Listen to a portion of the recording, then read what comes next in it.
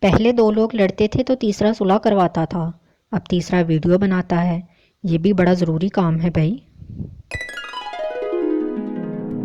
College کے function میں سب نے گانا گانے کے لیے مجھے کھڑا کر دیا، میں نے بھی پھر قومی ترانہ پڑھ کے سب کو کھڑا کر دیا۔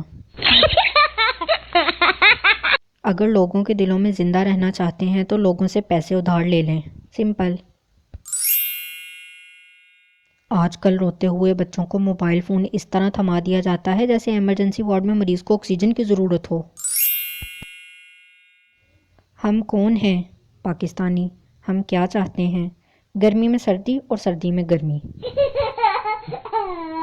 مردوں کے دل کی آواز۔ پیار سے ڈر نہیں لگتا صاحب، شاپنگ سے لگتا ہے۔ ایک وقت تھا کہ لوگ ڈائری لکھتے تھے اور کسی کے پڑھ لینے سے ناراض ہو جاتے تھے۔ آج لوگ دل کی باتیں فیس بک پر لکھتے ہیں اور کوئی نہ پڑھے تو ناراض ہو جاتے ہیں۔ غریب کی خارش کو کھرک اور امیر کی خارش کو الرجی کہتے ہیں۔ اللہ کا شکر ہے شوہر پیدائشی خوبصورت ہوتے ہیں، ورنہ دونوں کے بیوٹی پارلر کے خرچے کتنے ہوتے۔